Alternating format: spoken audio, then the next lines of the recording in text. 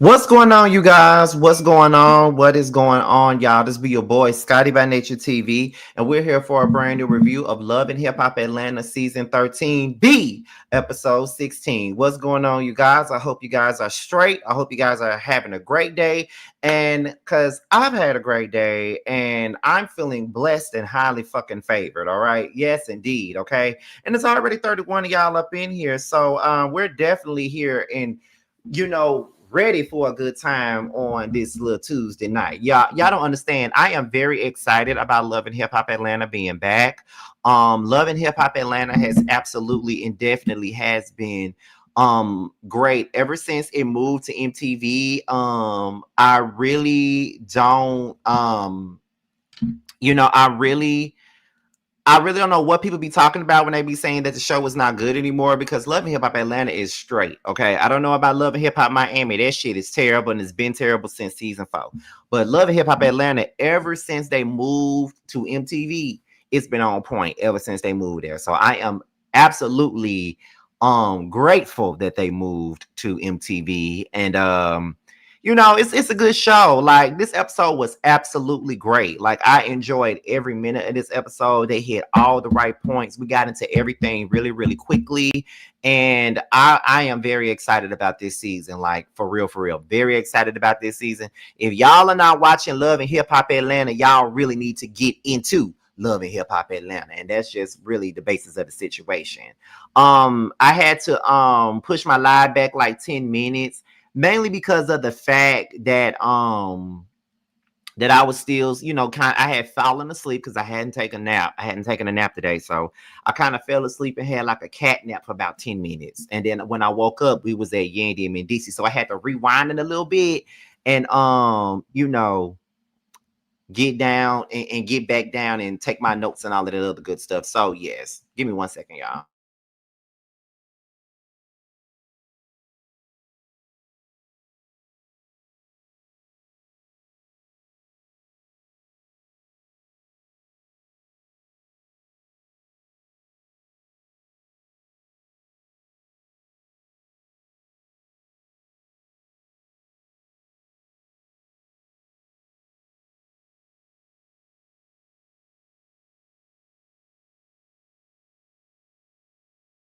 But yes, I'm sorry, you guys. I'm back.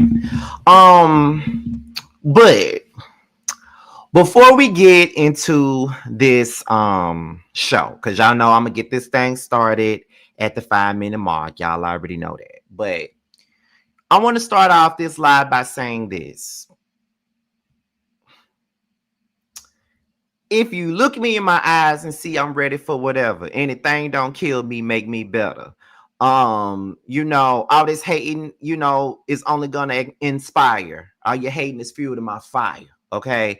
If you deal with people that, like, if you're in your own little world and you speak how you feel and you just keeping it real and you just off to yourself and people still find a reason to hate on you, child, keep on, making your haters your motivation. Because over the last couple of days, I've noticed that I have a whole lot of haters in this bitch right now, and they are really looking for any reason to try to bring me down. And it's so crazy, but I stand high, I stand tall, and nothing ever stops me. That's why, baby, this year is going to be a great year for me. I'm very excited about a lot of the things that I got going on. So everything is lovely over here for me. You know what I mean? Nothing is perfect, but everything is great. So, I'm just gonna continue to do me. Fuck the people and everything that they stand for. Okay.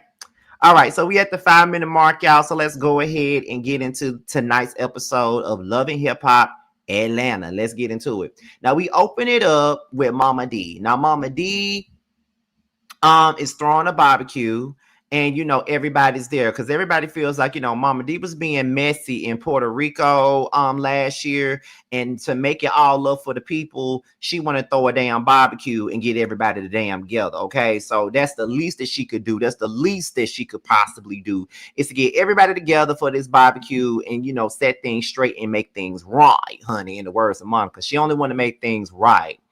Jock comes in with his eyes covered up, looking like it's giving my eye and got popped off, and I just don't understand why it got popped off. You feel what I'm saying? So at the end of the day,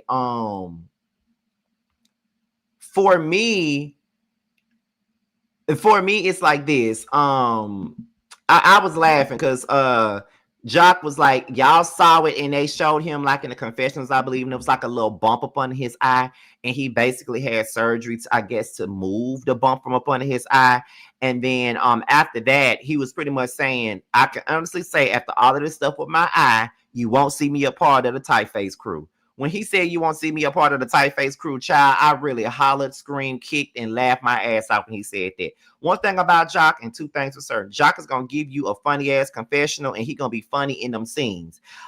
Jock is very essential to Love and Hip Hop Atlanta. He's been very essential to the show since season 3. I hope they don't never get rid of Jock. As much as I sit here and I say that they need to, recast this show, get rid of some people, leave some people, Jock is one of them people that they can keep on this motherfucker forever, and I wouldn't have any issues with that. Love me some Jock, okay, for many, many different reasons, okay? Love me some Jock. So Sama and 24, they arrive at the barbecue, and apparently Sama and 24 are still together. Sama then explains what happened with Cooley, and she pretty much says that her and Cooley had a relationship many, many moons ago, and they're trying to make her relationship of many, many moons ago a thing of today. So my thing about the situation is this right here. If this was many, many moons ago, then why the fuck are we talking about it now? But just like Jock said, Jock really wasn't really featuring what Sama was saying, and Jock really felt like at the end of the day, you feel what I'm saying? There's no way that a nigga would be texting my woman today if they was together like many, many moons ago. And in my opinion, I agree with Jock, and I don't care what nobody say. As messy as Sierra was, as messy as Zane was, I really do feel as though, what's her name? I really do feel as though Sama was out there fucking around with Cooley. She was fucking around on her husband. That's just the truth of the matter. I really do believe that she was fucking around on her husband. She was cheating on her husband. I don't think that Cooley lying on her, because it's just too much evidence against her that make her look guilty. Even with the way she explains everything, it makes her look guilty. And when she does explain shit about this so-called relationship, it still seems like she's leaving quite a bit of things, out of the way. I'm like out of it. You feel what I'm saying? Like, it just seems like, they're leaving a lot out of the situation when she's telling the motherfucking story. And I'm one of the people that try to believe women when they tell the truth, when they be talking about their relationships and how they're not fucking around on their men. But Sama, I really do believe she was giving up that cat. That cat was purring and meowing for somebody else, and it wasn't for 24. Sorry, but that's just what I believe. So Jock having relationship issues with Kendra, which is nothing new. They always having relationship issues. Jock always doing something, disrespecting Kendra. And then in response to the disrespect, Kendra gets her ass up here and yells and screams and holler and, shot caller, 20-inch blades on the Impala. She do all that all the time and don't really do shit. Now, my thing is this. My thing is this right here, okay? I am the type of person that loves Kendra. I find her very entertaining when she yells and screams at Jock. Don't get me wrong. I know that it's annoying for some of y'all, but when Kendra yells and screams at Jock, I get my whole life. It's so entertaining seeing her scream and yell at a bitch, knowing that she ain't finna go nowhere. Girl, you ain't leaving Jock. You ain't going nowhere. You want to know why you ain't going nowhere? Because this is my money. You need this money, okay? You need this money. So at the end of the motherfucking day, I just feel like, girl, Kendra ain't going nowhere, but Jock ain't gonna never be respectful, and Jock ain't gonna never be faithful either. Because although we're annoyed by Kendra and her screams, well, I'm not annoyed by it, but although most of y'all are annoyed by Kendra, her screams, and her screeching, at the end of the motherfucking day, at the end of the goddamn day, it's still, at the end of the day, it's still just be like, for me, it's like this.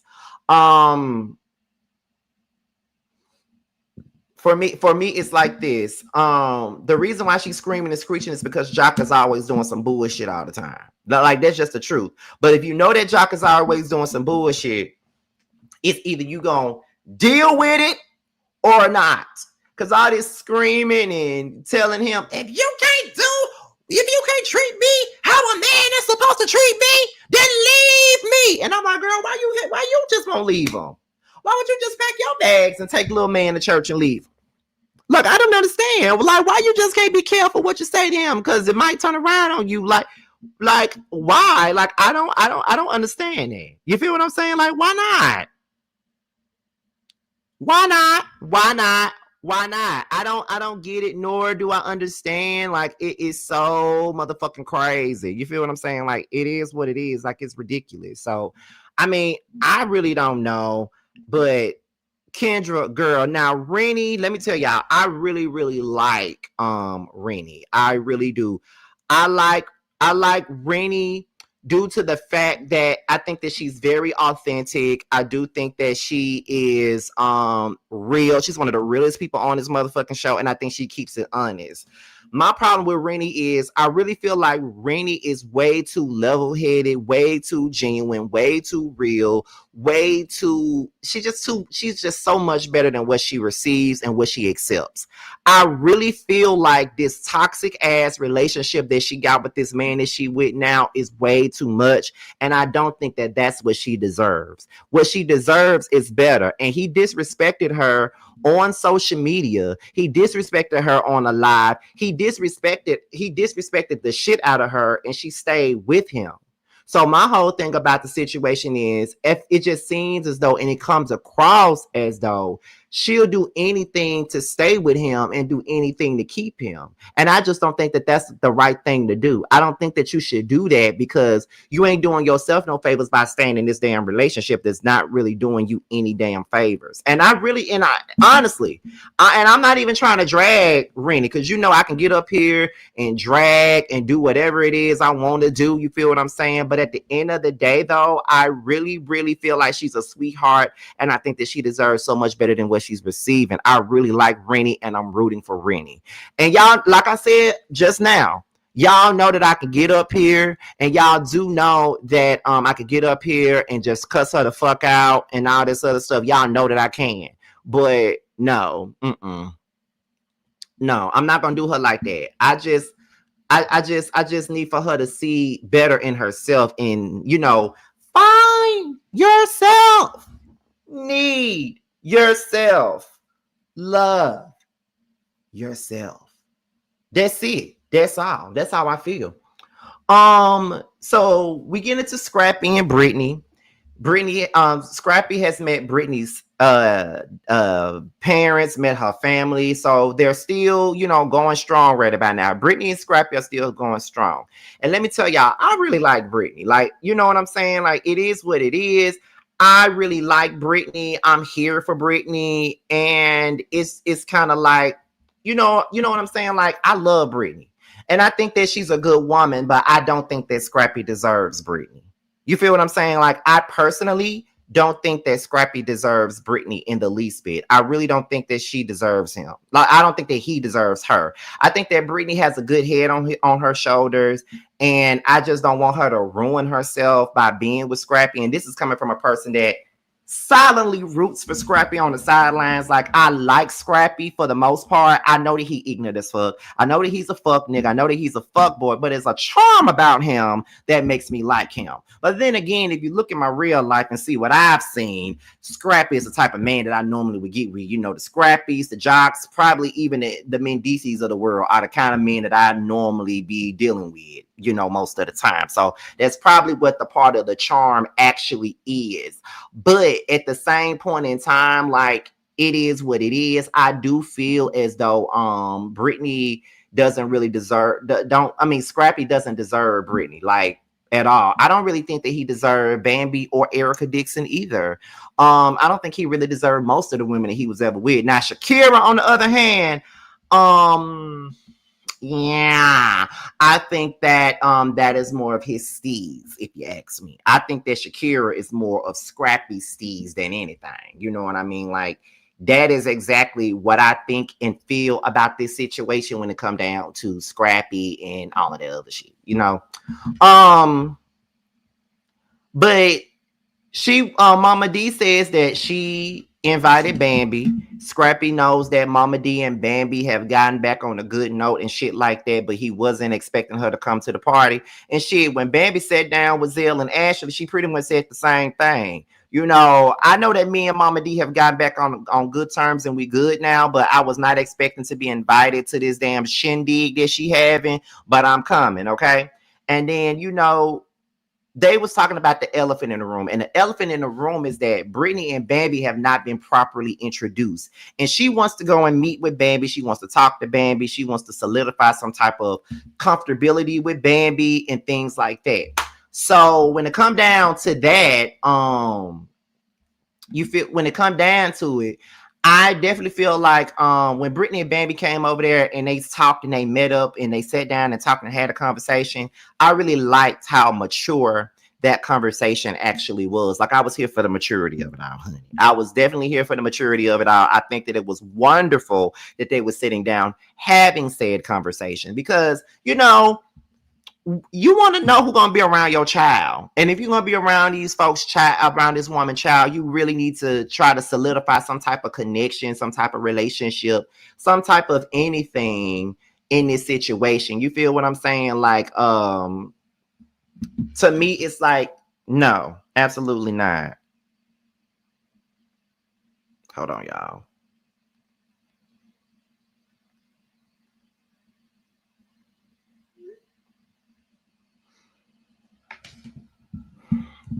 So yeah, it is what it is. So I really enjoyed the meeting with Brittany and Bambi. Okay. Sierra, Queen Key, Erica Banks, Saucy, and Carly. Okay. Now they each was talking about music. Erica Banks was practically stating that, you know, 51, the 1501 is over there and she over here. You know, Queen Key was basically talking about, you know, the label situations that she's going through. And Sierra says that as a rapper, she's going to put out all her music independently because she ain't got time to be dealing with no type of labels and their troubles and their issues. She ain't got time to be dealing with that.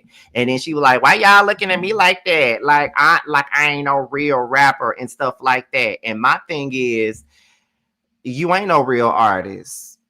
And you shouldn't be in nobody's studio. And the fact that you set your ass up here and you said that writing and chat GPT is going to be good to you, girl, you just playing with the artistry. And it goes right back to the shit that K. Michelle used to say. All you motherfuckers do on Love and Hip Hop is sit in the studio, eat now laters, drink vodka, and say that you're an artist today because you want to do something that you ain't never did before. You ain't never did it before because it's not your ministry and it's not your thing. So I don't like the fact that people get on Love and Hip Hop. Just because you're on Love and Hip Hop, that don't mean you got to make music. If I was ever on Love and Hip Hop, do you think I'd be somewhere trying to do music? Yeah, I write songs, absolutely. But do you think I'm going to get on here and write songs for myself and try to put a song out? No, because I can't sing and I can't rap. I just know how to write a good R&B record. That's all I know how to do. I can't sing.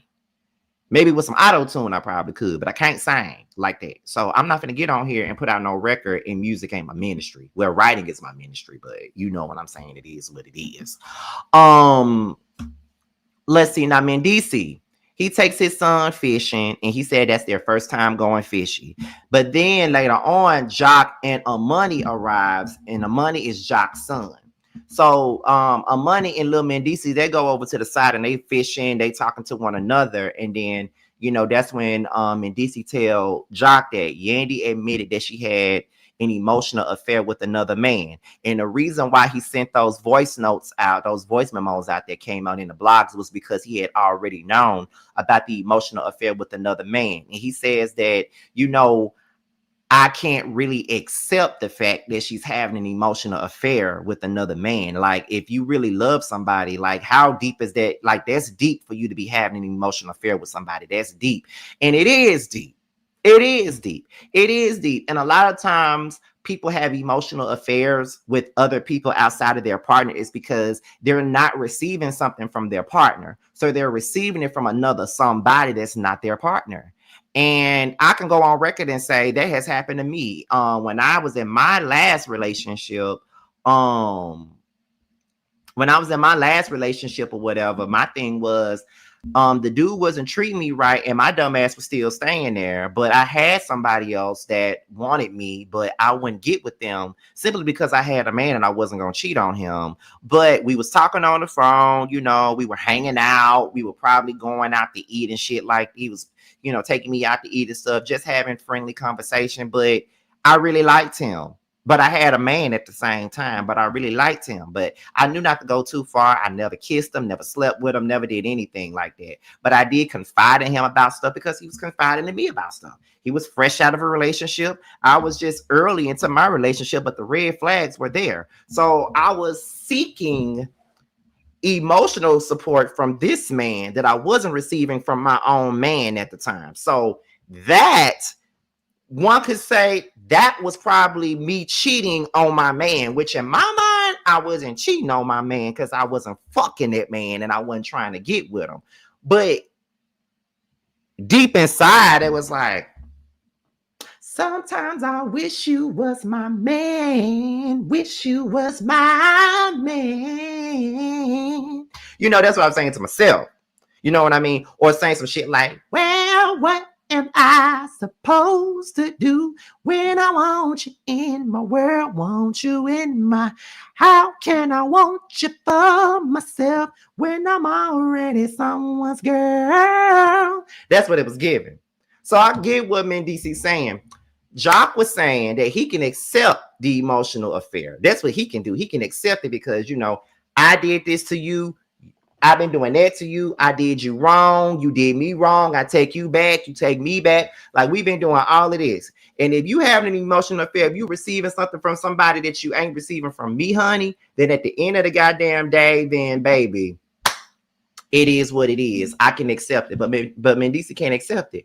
And to be honest, I understand why he can't accept it. But at the same time, though, Mendeecees, if you're not there for Yandy emotionally, and I'm pretty sure that you're not, you really can't be upset because she's seeking it elsewhere. That's why you need to make sure that you take time with your woman and understand what your woman wants, you know, and what she desires and what she needs, because there may be somebody else out there that may show her that.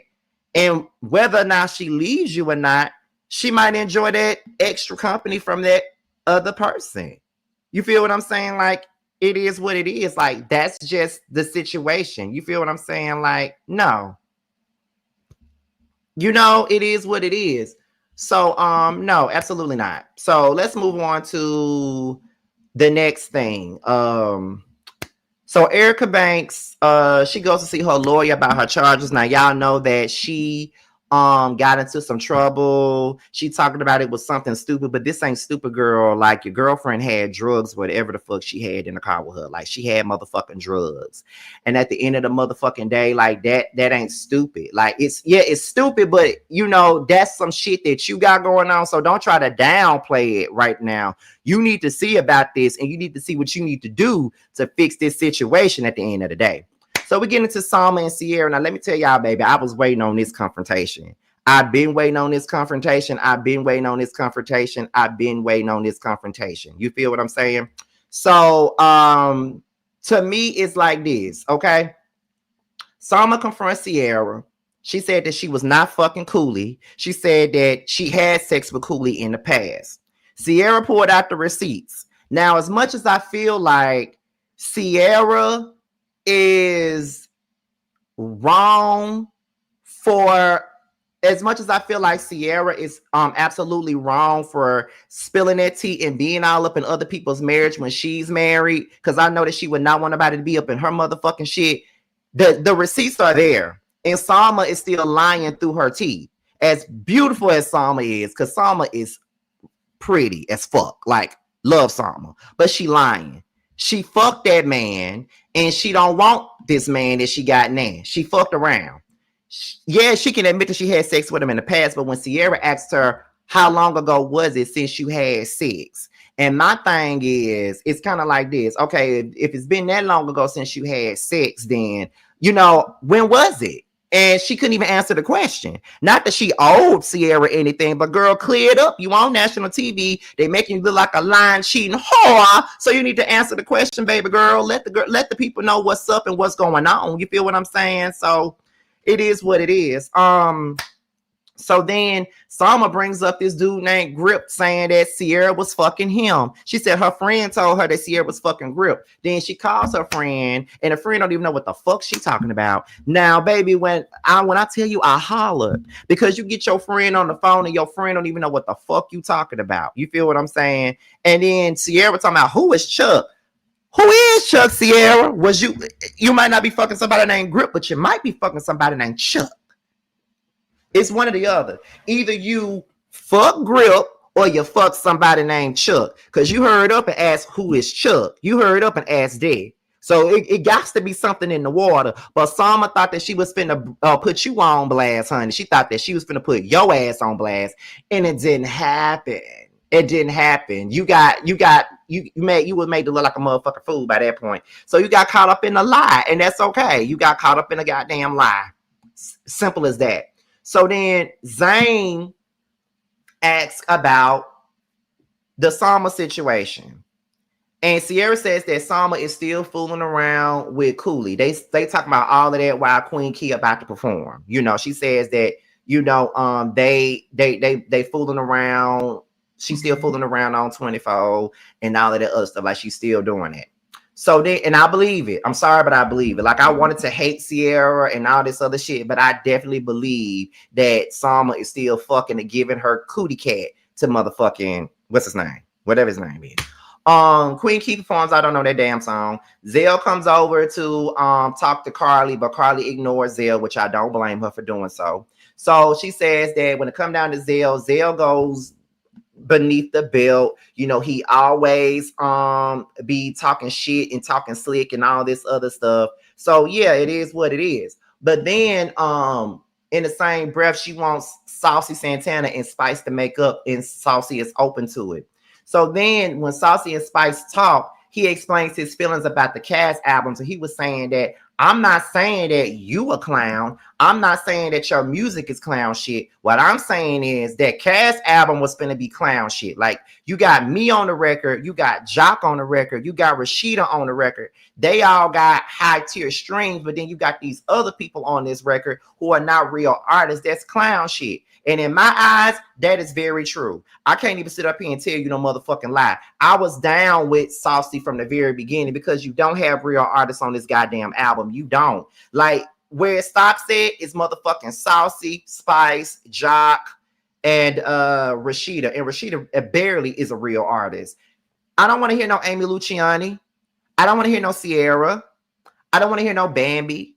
Like, I don't want to hear nothing musically from none of these hoes, okay? I barely want to hear Renie, and I love her to death, but I barely want to hear her. So everything that Saucy was saying was true. But then I also understood Spice when she said, you said low tier, right? And I heard you when you said low tier, but that means that I'm trying to give people a chance. I want them to work. I want them to get some shine. I get it, but they can't rap. They're not real artists. If you really wanted to do a cast album, you should have went to every Love and Hip Hop location and got everybody from all walks of Love and Hip Hop and put them on that album. You had Trina, you got Trick, you got K Michelle, you got Tierra Marie, you got Olivia, you got all these different people who was a part of Love and Hip Hop, who used to be on Love and Hip Hop, who was on Love and Hip Hop. You got all these different people, so you could have put them on a damn cast album, and I would have took that. But you got these damn amateur ass artists that don't nobody want to hear nothing from on this damn album. Like, don't nobody want to hear that bullshit. Like, come on now.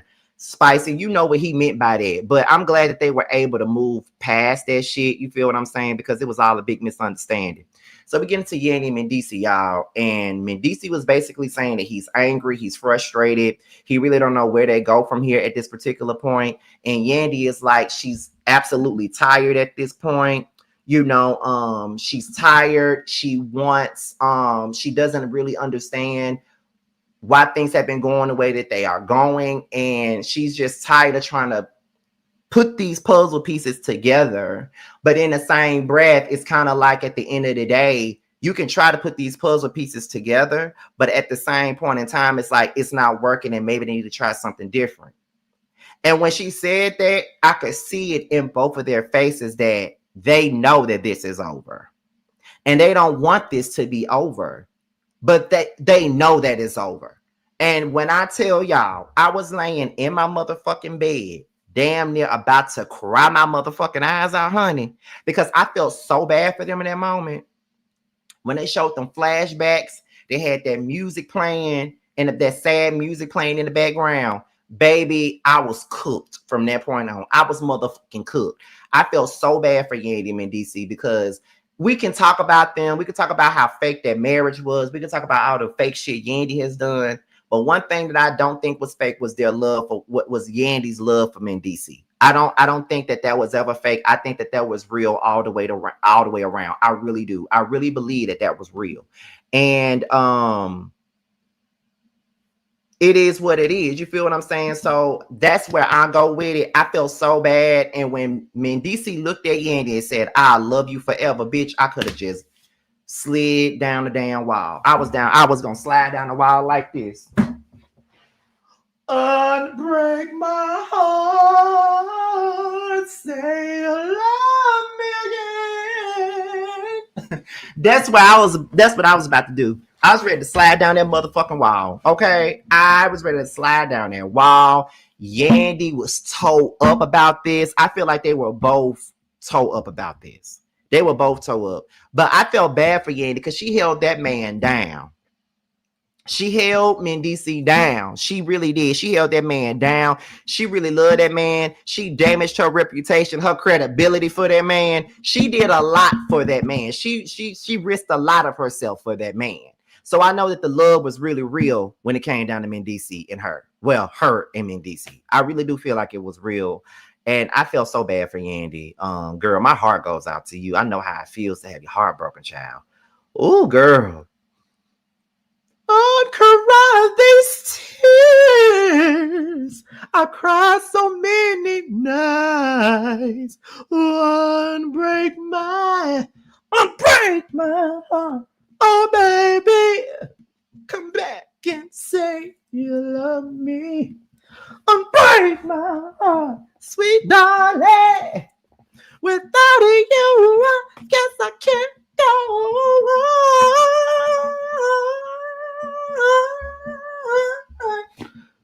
Can't go on. I'm just saying. But y'all, that's it. That's all. This was a really good episode of Love and Hip Hop Atlanta. It was really good. This was a good mid-season premiere. I hope you guys enjoyed my review of it. I really do hope so because I enjoy doing it. Okay. Now, before we get up out of here, let me let you guys know that I can finally give y'all the news for real this time. The Scene ATL is officially returning on Thursday. Thank you, God. If you go to the Stylish TV page, the episode is already uploaded and ready for you to click your notification bell. It definitely is. So make sure you guys go over there to Stylish TV and do what you got to do. You feel what I'm saying? So it is what it is. Okay. Most definitely. All right. So yes, it's definitely ready. It will be coming on Thursday night at 8 p.m. Eastern. I'll be going live right after the show because on this particular episode, I reveal a deep, dark secret about myself. And I want to talk about that when the show goes off. I kind of already discussed this particular secret of mine on this platform already, but when you watch the show, you'll know exactly what I'm talking about. So thank you guys for watching. Also, be sure to pick up my book. It's called That's Why You're Lonely, and it's now available on Amazon and Kindle Books. And we're done. So with that being said, you guys, this be your boy Scotty by Nature TV. Be sure to like, rate, comment, subscribe, share this video, and also click on the notification bell so you can be notified whenever a video drops. With that being said, you guys, your boy's up out of here, and I will see you guys on the next one. Bye. That 20, yeah, you always been a sneaky bitch, hating from the sidelines, trying to get picked, yeah. You don't found one, yeah, you don't found one. You don't found one, found you a real one. On my assets lately, you catching face shots, fire catching babies. Heavy on the highs, better get you some gravy. Cut that lady check, why you out here being lazy? I got bored with that season, I'm talking shit when I'm spitting. Fact the bitch, I'm the reason, when it got you hoes heated. Snow got them hoes sneezing, got the meals you not eating. Where had them hoes leaking, God trust when I'm speaking. It's giving. These bands gon' make it hot. Real niggas on the come up, don't let the game gon' change us. Real niggas in my circle, ho, don't ever play us. This the real hustle, we make the money, don't make it make us. They ain't bout shit, talking out they neck. Bitch, we bring the heat every time we step. You fucking with a beast, fucking with the best. Get money on the east, plug on the west. Bitch, I'm from the north, but we run it south. Bitch, we outside, what you talking about? Who the fuck is me? No, who the fuck is you?